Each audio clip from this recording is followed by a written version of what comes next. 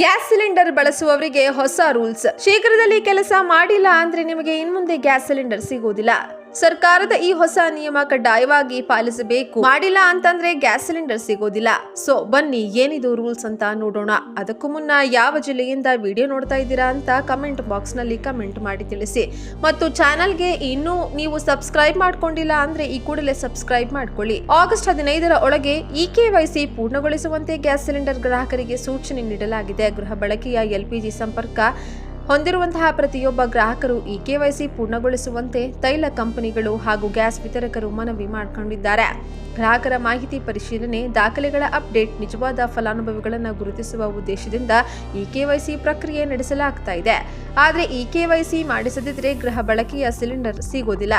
ವಾಣಿಜ್ಯ ದರದಲ್ಲಿ ಸಿಲಿಂಡರ್ ಖರೀದಿಸಬೇಕಾಗುತ್ತೆ. 2108 ರೂಪಾಯಿ ಕೊಟ್ಟು ಕಮರ್ಷಿಯಲ್ ಸಿಲಿಂಡರ್ ಖರೀದಿಸಬೇಕಾಗುತ್ತೆ ಅಂತ ಬೆಂಗಳೂರಿನ ಗ್ಯಾಸ್ ವಿತರಕರು ಮನವಿ ಮಾಡ್ತಾ ಇದ್ದಾರೆ. KYC ಎಲ್ಲಿ ಮಾಡಿಸಬೇಕು?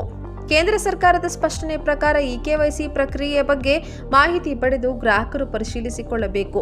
ಅಧಿಕೃತ ಮಾಹಿತಿ ಆಧರಿಸಿಯೇ ಮುಂದಿನ ಕ್ರಮ ಕೈಗೊಳ್ಳಬೇಕು. ಹಾಗಾಗಿ ಕೊನೆಯ ಕ್ಷಣದವರೆಗೆ ಕಾಯ್ದೆ ಹತ್ತಿರದ ಗ್ಯಾಸ್ ಏಜೆನ್ಸಿಗೆ ಭೇಟಿ ನೀಡಿ EKYC ಸ್ಟೇಟಸ್ ಪರಿಶೀಲಿಸಿಕೊಳ್ಳಬೇಕಿದೆ ಅಥವಾ ಸಂಬಂಧಪಟ್ಟ ಅಧಿಕೃತ ವ್ಯವಸ್ಥೆಯ ಮೂಲಕ EKYC ಪೂರ್ಣಗೊಳಿಸಬೇಕು.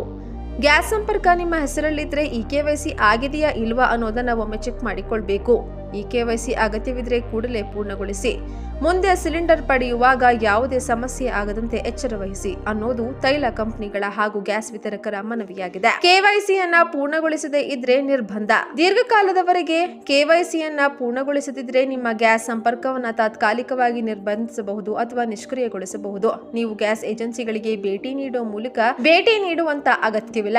ಮೊಬೈಲ್ ಅಪ್ಲಿಕೇಶನ್ ಮೂಲಕ ನೀವು ಮನೆಯಿಂದಾನೇ KYC ಯನ್ನ ನಿಮಿಷಗಳಲ್ಲಿ ಮಾಡಿಸಿಕೊಳ್ಳಬಹುದು. ಮಾಡಬೇಕಾಗಿದ್ದೇನು?